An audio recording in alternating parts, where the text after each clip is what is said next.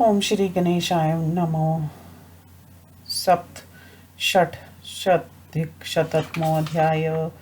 मत्स्य उवाच एवमेकार्णविभूते शेते लोके महाद्युति प्रच्छाया सलीले नोर्विहंसो नारायणस्तदा महतो रजसो मध्य महानवसरसु वै विरजसकं महाबाहुमक्षं ब्रह्माय विदम् आत्मरूपप्रकाशेन तमसा संवृतं प्रभु मना सात्विकमाधाय यत्र तत्सत्यमासता यथा तथ्यं परज्ञानं भूत तद् ब्राह्मणा पुरा रहस्यरण्यकोद्विष्टं यचोपनिषदं समृद्धं पुरुषो यज्ञ इत्येतद्य तत्परं परिकीर्तितं यक्षान्यपुरुषाख्य स्यात् स एष पुरुषोत्तम ये च यज्ञकरा विप्रो ये च तिर्वज इति स्मृतास्मादेव पुरा भूता यज्ञेभ्यः श्रूयतः तथा ब्राह्मणं प्रथमं वक्त्रा दूतारं च सामगं होतारमपि चाधुर्वयो बाहुभ्यां सृजित प्रभु ब्राह्मणो ब्रह्मणाच्छसि प्रस्तोतारं च सर्वशा तौमित्रा वरुणो पृष्ठात् प्रतिप्रस्तारमेव च उदरात् प्रतिहर्तारं पोतारं चैव पार्थिवा अच्छावाकमथोरुभ्यां नेष्टारं चैव पार्थिव पाणिभ्यामथ चाग्निध्रं सुभ्यान् ब्राह्मणं च जानुताग्रावस्तुतं तु पाद्याभ्यमुनेतारं च याजुषाम् एवमेवैष भगवानं षोडशैव जगत्पति प्रवकृतं सर्वयज्ञानामवृत्तजो सृजतुत्तमान् तदैष वै वेदमया पुरुषो यज्ञसंस्थिता वेदाश्रयतन्मन्या मया सर्वे सङ्गोपनिषदक्रिया स्वपित्रे कारणवे चैव यदाश्रम्य भूतपुरा श्रयून्ता तथा तद्यथा विप्रा मार्कण्डेयकुतूलहं गिरिनो भगवतस्य कुक्षावेव महामुनि बहुवर्षसहस्रायुस्तयस्येव वर्तेजसा अटन्स्तीरथ प्रसंगेन पृथ्वीं तीर्थगोचराम् आश्रमानि च पुण्यानि देवतायतनानि च देशान् राष्ट्राणि चित्राणि पुराणि विविधानि च जपोऽहमपर शान्तस्पो घोरं स्थितं मार्कण्डेयस्तस्य शनैर्वर्कत्रादविन्निसृता स निष्क्रामानन चात्मानं जानीते देवमायया निष्क्रमयाप्ययस्य वदनादेकार्णवमथो जगत् सर्वतस्तमसाक्षन् न मार्कण्डेन्यो नववैक्षत तस्योत्पन्नं भयं तीव्रं संशयश्रातं जीवते देवदर्शन संहृष्टो विस्मय परम गता चिन्तयन् जलमध्यस्थो मार्कण्डेयो विशकित किं नु स्यान्नं न मम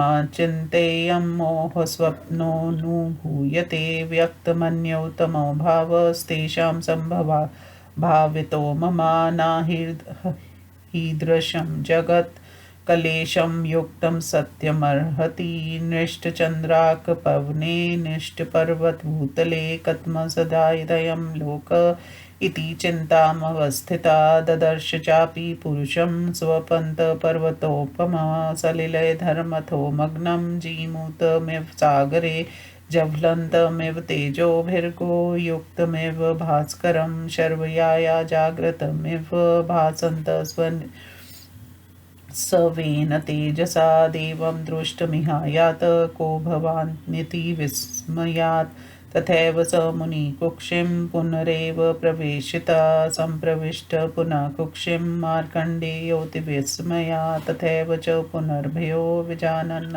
स्वपन् दर्शनं तथैव यथा पूर्व योधरामटते पुरा पुण्यतीर्थजलोपेता विविधान्याश्रमानि च क्रतुर्भिर्यजमानाक्षं वरदक्षिणान् अप्यय देवकुक्षिस्था न याजकांस्तशो द्विजान् सद्वृत्मा स्थिता सर्वे वर्णा ब्राह्मण पूर्वका चत्वारक्षरा क्षमा समयज्ञ यथोदिष्ठा मया तव एवं वर्षतं साग्रं मार्कण्डेयस्य धीमता चरता पृथ्वीं सर्वान् कुक्षयन्त समीक्षिता तथा कदाचित् हत्वेय पुनर्वक्रतुर्दिनीसृता गुप्तं न्यय ग्रोधशाख्यायां बालमेकं निरीक्षता तथैवैकार्णवञ्जले निहारेणावृताम्बरे अव्यग्र क्रीडते लोके सर्वभूतविवर्जिते स मुनिभिर्समयाविष्ट कौतूहलसमन्विता बालमादित्यं सङ्काशं नाशकन्नोदभिवीक्षितुं सचिन्तयस्तथैकान्ते स्थित्वा सलिलसन्निधौ पूर्वद्विष्टमिदं त्वन्य शङ्कितो देवमायया अगाधसल्लिले तस्मिन् मार्कण्डेय सुविस्मये पल्वस्थं तथातिर्मग्मद्भ्रान्तसन्त्रसतो सत्लोचना स तस्मै भगवानाः स्वागतं बालयोगवान् बभाषे मेघतुल्येन स्वरेण पुरुषोत्तम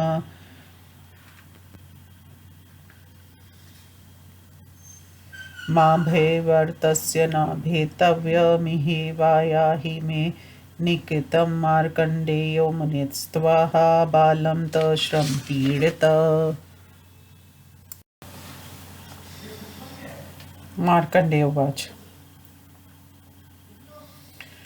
को मानामना कीर्तयति तपा परिभवनमं दिव्यं वर्षसहस्रसाख्यं धर्ष्यन्येवमेवय नाहोषवसमाचारो देवशिवपि ममोचिता मा ब्रह्मापि हि देवेशो दीर्घायुरिति भाषते कस्तमो घोरमासाघ्य मामघ्यव्यक्जीविता मार्कण्डेयेति मामुक्त्वा मृत्युमीक्षितुर्महति सुतवाच एवमाभाष्य तं क्रोधान् मार्कण्डेयो महामुनि तथैव भगवान् भूयो बभाषे मधुसूदना श्री भगवानोच अहं ते जनको वत्स्य ऋषिकेश पिता गुरु आशुर्द आयुष प्रदाता पौराण किं मा त्वं नोपसर्पसि मा पुत्र काम प्रथमम पिता ते गिरिं सोमुनि पूर्वमाराध्य यामास तपस्त्रीवं समाक्षिता ततस्वत्वा घोरतपसा प्रावृणोदमितो जस्म उक्तवान् महात्मस्थं महर्षिमितोजसं कसमुत्सहते चान्यो यो नाभूतां कात्मज दृष्टमेकार्णवगतं क्रीडान्त योगवर्त्मना तथा प्रहष्टवर्धनो विस्मयोत्फुल्लोचना मूर्धिबन्धाञ्जलिपुटो मार्कण्डेयो महातपा नाम गोत्रे तथा प्रोच्य दीर्घ युर्लोकपूजिता तस्मै भगवते भक्त्या नमस्कारमथाकरोत् मार्कण्डेय उवाच इच्छेयं तत्त्वतो मायामिमा ज्ञातुं तवानघ यदेकार्णवं मदस्यथ शेषे त्वं बालरूपवान् किं संज्ञशैव भगवालं लोके विज्ञायसे प्रभो तर्कये त्वां महात्मानं कोहान्यं सथातु महती श्री भगवान उवाच अहं नारायणो ब्रह्मान् सर्वभूसर्वनाशना अहं सहस्रशीर्षर्यैर्पदैरभिसंज्ञिता आदित्यवर्णपुरुषो मखे ब्रह्मामयो मखा अहमग्निहर्ववाहो यादसां पतिरव्यय अहिमन्द्रपदे शक्रो वर्षना परिवत्सरा अहं योगी युगाख्यक्ष युगान्तार वर्त एव च अहं सर्वाणि सत्त्वानि देवतान्यखिलानि तु भुजाङ्गनामहं श्रेष्ठाष्टाक्षर्यो वै सर्वपक्षिणां कृतान्त सर्वभूतानां विश्वेषां कालसंज्ञिता अहं धर्मस्थपक्ष्यां सर्वाक्षरमणि वासनीनाम् अहं चैव सरिदिव्या श्रीदोक्षमहार्णवा यत्सत्यं च परम् अहमेक प्रजापति। अहं साख्यम् अहं योगो अप्यं तत्परं पदम् अहमिज्या क्रिया चाहमहं विद्याधिपा स्मृता अहं ज्योतिरहं वायुरहं भूमिरहं नभः अहमाप समुद्राक्ष नक्षत्राणि दिशो दश अहं वर्षमहं सोम पर्जन्यो अहं रवि श्रीरोदसागरे चाहं समुद्रे वड्वामुखा वहि सर्वन्तको भूत्वा पिबन् तोयमहं हवि अहं पुराणं परनं तथैवाहं परायणम् अहं भूतस्य भव्यस्य वर्तमानस्य सम्भव यति किञ्चित् पश्यसि विप्रयच्छृणोषि च किञ्चन यल्लोके चानुभवसि तत्स्वर मामुनस्मर विश्वसृष्ट मया पूर्वं सृज्यं चाद्यापि पश्य मां युगे युगे च सत्र्याक्ष्यामि मार्कण्डेयाखिलं जगत् तदेतदखिलं सर्वं मार्कण्डेयावधारय शुमरं धर्माक्ष कुक्षोचर सुखं मम ब्रह्मा शरीरस्थो देवैक्ष ऋषिभिः सह व्यक्तमव्यक्तयोगं मामवकच्छ सुरदिशम् अहमेकाक्षरो मन्त्रस्त्र्यक्षरशैवतारका परिस्वर्ग वार्दोकारं स्वर्गार्थनिर्दर्शना एवमादिपुराणेषु वदनेव महामती वक्त्रमहाव्रत वानाशु मार्कण्डेय महामुनिं ततो भगवतं कुक्षिं प्रविष्टो मुनिस्ततं स तस्मिन् सुख मेकान्ते शूर्षहर्षसमव्ययं योऽहमेव विविधतनु परीक्षितो महार्णवे व्यपगच्चन्द्रभास्करे शनेश्वरं प्रभुरपि हंसंज्ञितो सुसृग्जगद्विद्वरहितकालपर्यये इति श्रीमत्स्यमहापुराणे पद्योदवप्रादुर्भावे सप्तष्टधिकशततमोऽध्याय। हिंदी अनुवाद। मत्स्य भगवान ने कहा, राजर्षि, इस प्रकार जगत के एकांत वक के जल में निमग्न हो जाने पर परम कांतिमान हंस स्वरूपी नारायण पृथ्वी को जल से भली भांति आच्छादित कर विशाल रेतीले टापू के मध्य में स्थित उस महान वर्ग के सरोवर में शयन करते हैं। उन्हीं महाभाव को रोज रजोगुण रहित अविनाशी ब्रह्मा कहा जाता है। अंधकार से आच्छादित हुए भगवान अपने स्वरूप के प्रकाश से प्रकाशित हो मन को सतगुण में स्थापित कर वहां विराजित होते हैं। वे ही सत्य स्वरूप हैं। यथार्थ परम ज्ञान भी वे ही हैं जिसका पूर्व काल में ब्रह्मा ने अनुभव किया था। वे ही आरण्य के द्वारा उपदिष्ट रहस्य और उपनिषद प्रतिपादित ज्ञान है। उन्हीं को परमोत्कृष्ट यज्ञ पुरुष कहा गया। इसके अतिरिक्त जो दूसरा पुरुष नाम से विख्यात है वह पुरुषोत्तम भी वही हैं। जो यज्ञपरायण ब्राह्मण और जो श्रुति वज कहे गए वे सभी पूर्व काल में इन्हीं से उत्पन्न हुए थे। अब यज्ञों के विषय में सुनिए। राजन, उन प्रभु ने सर्वप्रथम मुख से ब्रह्मा और सामगान करने वाले उद्गाता को दोनों भुजाओं से होता और अधवर्यु को ब्रह्मा से ब्रह्मांशसी और प्रस्तोता को पृष्ठभाग से मैत्रा वरुण और प्रतिप्रोस्तोता को उदर से प्रतिहर्ता और पोता को उरुओं से अच्छावाक और नेष्टा को हाथों से अग्निनीद्र को जानवों से सुब्रह्मण्य को तथा पैरों से ग्रावस्तुत और यजुर्वेदी उन्नता को उत्पन्न किया। इस प्रकार उन जगदीश्वर भगवान ने संपूर्ण यज्ञों के प्रवक्ता 16 श्रेष्ठ ऋतिवजनों को उत्पन्न किया। वे ही वेदमय पुरुष यज्ञों में भी स्थित रहते हैं। सभी वेद और उपनिषदों को संगोपांग क्रियाएं इन्हीं के स्वरूप हैं। विप्रो, पूर्व काल में एकांत वर्ण के जल में शयन करते समय मार्कंडेय मुनि को कुतूहल उत्पन्न करने वाली एक आश्चर्यजनक घटना घटित हुई थी। अब आप उसे सुनिए। भगवान द्वारा निकले गए महामुनि मार्कंडेय ने उन्हीं की कुक्षी में उन्हीं के श्रेष्ठ तेज से कई हजार वर्षों की आयु भ्रमण करते रहे।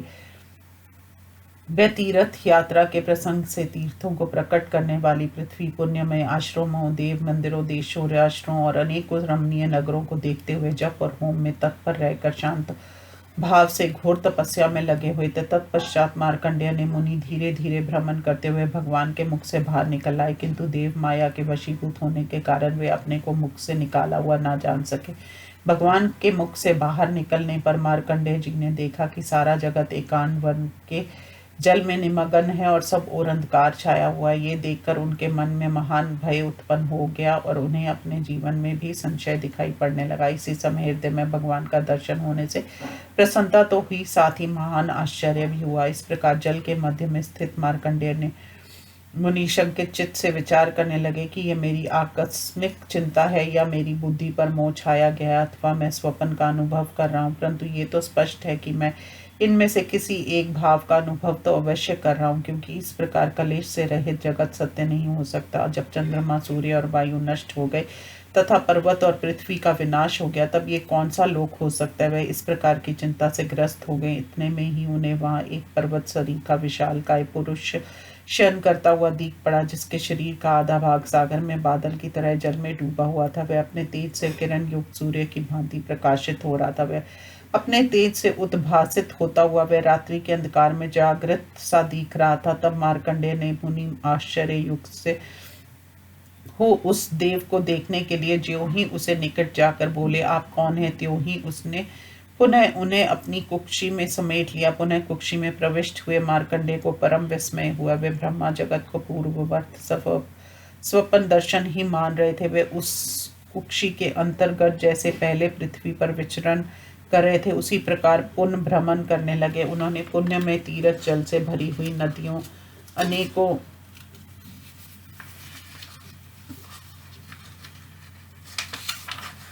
अनेकों आश्रमों तथा कुक्षी के भीतर स्थित सैकड़ों याजक ब्राह्मणों को देखा, जो कहीं यज्ञों द्वारा यजन कर रहे थे और कहीं यज्ञ समाप्त होने के पश्चात उत्तम दक्षिणों से युक्त थे।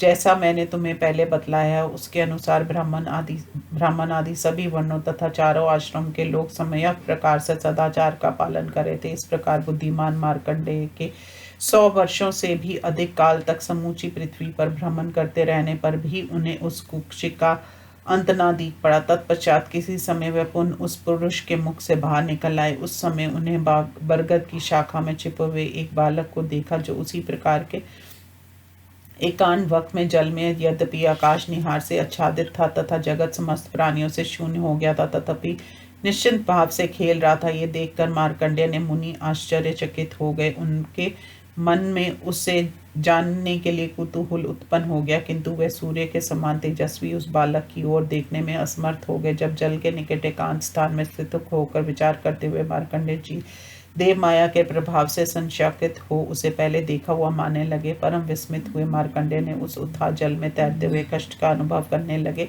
तथा भय के कारण उनके नेत्र कातर हो गए। तब बाल योगी भगवान पुरुषोत्तम मेघ सदृश गंभीर स्वर से मार्कंडेय से स्वागत पूर्वक बोले, वत्स डरो मत, तुम्हें डरना नहीं चाहिए, यहाँ मेरे निकट आओ। तदुपरांत थके मांदे मार्कंडेय ने मुनि उस बालक से बोले, मार्कंडेय जी ने कहा, ये कौन है जो मेरी तपस्या का तिरस्कार करता हुआ मेरा नाम लेकर पुकारा है। ये 1000 दिव्य वर्षों वाली मेरी आयु का भी उपमान कर रहा है। देवताओं में भी किसी को मेरे प्रति ऐसा व्यवहार करना उचित नहीं है, क्योंकि देवेक्षर ब्रह्मा भी मुझे दीर्घायु कहकर ही पुकारते। जीवन से हाथ धोने वाले ऐसा कौन है जो घोर अज्ञान अंधकार का आश्रय लेकर आज मुझे मार्कंडेय ऐसे कहकर मृत्यु का मुख देखना चाहता है। सूची कहते हैं, ऋषियों महामुनि मार्कंडेय क्रोधवश उस बालक से ऐसा कहकर चुप हो गए। तब भगवान मधुसूदन पुनि उसी प्रकार बोले। श्री भगवान ने कहा, वत्स मैं पुराण प्रसिद्ध ऋषिकेश ही तुम्हें जन्म देने वाला तुम्हारा पिता और गुरु हूँ। मैंने ही तुम्हें दीर्घायु प्रदान करी है। तुम मेरे निकट क्यों नहीं आ रहे हो। तुम्हारे पिता अंगिरा मुनि ने पहले पुत्र प्राप्ति की कामना से कठोर तप आश्रय लेख मेरी आराधना की थी और उस घोर तपस्या के परिणाम स्वरूप तुम्हारे जैसे अमित ओजस्वी पुत्र का वरदान मांगा था। तब मैंने उन आत्मज्ञान में लीन एवं अमित पराक्रमी महर्षि को वरदान दिया था। अन्यथा तुम्हारे अतिरिक्त पंचभूतात्मक शरीरधारी का पुत्र दूसरा कौन है, जो एकांत के जल में योग मार्ग का आश्रय लेकर क्रीड़ा करते हुए मुझे देखने का साहस कर सकता है। ये सुनकर महातपस्वी मार्कंडेय का मुख प्रसन्नता से खिल उठा और उनके नेत्र विस्मय से उत्फुल्ल हो गए। तब वे लोग पूजित दीर्घायु मुनि मस्तक पर हाथ जोड़कर नाम और गोत्र का उच्चारण करके भक्ति पूर्वक उन भगवान को नमस्कार करते हुए बोले। मार्कंडेय जी ने कहा, अनग, मैं आपकी इस माया को तत्व पूर्वक जानना चाहता हूँ जो आप बालक का रूप धारण करके इस एकांडवर के जल के मध्य में स्थित होकर शयन करते हैं। ऐश्वर्यशाली प्रभु, आप लोक में किस नाम से विख्यात होते हैं? मैं आपको एक महान आत्म बल संपन्न पुरुष मानता हूँ, अन्यथा दूसरा कौन इस प्रकार स्थित रह सकता है?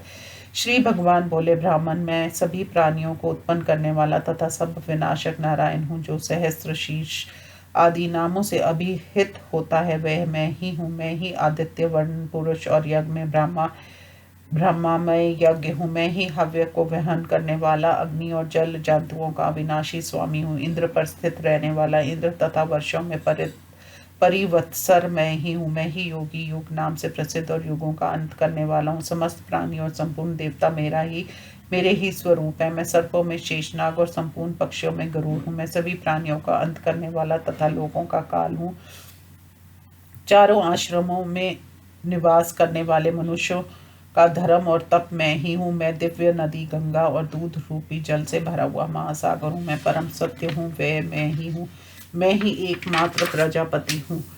मैं ही संख्य, मैं ही योग और मैं ही परम पद हूँ। मैं ही यज्ञ की क्रिया और मैं ही विद्या का अधिपति कहलाता हूँ। मैं ही अग्नि, मैं ही वायु, मैं ही पृथ्वी, मैं ही आकाश, मैं ही जल, समुद्र, नक्षत्र और दसों दिशाएं हूँ। मैं ही वर्ष, मैं ही चंद्रमा, मैं ही बादल तथा मैं ही रवि हूँ। क्षीर सागर में शयन करने वाला मैं ही हूँ। मैं ही समुद्र में बढ़वागिन हूँ। मैं ही संवर्तक अग्नि बनकर जल रूप अग्नि का पान करता हूँ। जैसे मैं पुराण पुरुष हूँ, उसी प्रकार मैं सबके लिए आश्रय दाता भी हूँ। भूत, भविष्य और वर्तमान का उत्पत्ति स्थान मैं हूँ। विप्र वर, तुम कुछ देख रहे हो, जो कुछ सुन रहे हो और लोक में जिसका अनुभव कर रहे हो, उन सब में मेरा ही स्मरण करो। मार्कंडेय, पूर्व काल में मैंने ही विश्व की सृष्टि की थी और इस समय भी सृष्टि करता मुझे ही समझो। मार्कंडेय, प्रत्येक युग में मैं ही संपूर्ण जगत की सृष्टि करता हूँ। अंत तुम इन सब का रहस्य इस प्रकार जानो।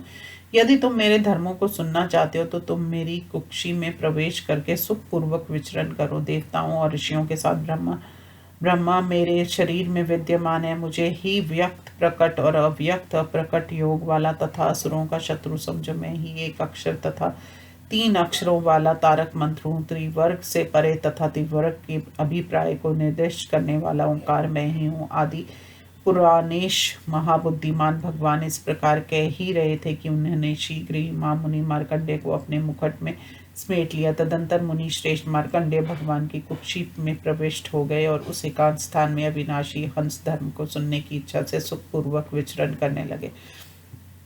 इतने में ही ऐसी ध्वनि सुनाई पड़ी, मैं ही वह हूँ जो चंद्रमा और सूर्य रहित महान वर्ग के जल में विविध शरीर धारण कर समर्थ होते हुए भी शनय शनय विचरता हूँ और हंस नाम से पुकारा जाता हूँ तथा काल परिवर्तन के समाप्त होने पर पुनः जगत की सृष्टि करता हूँ। इस प्रकार श्रीमद से महापुराण पदोदव प्रादुर्भाव प्रसंग में 167वां अध्याय संपूर्ण हुआ। ओम नमो शिवाय।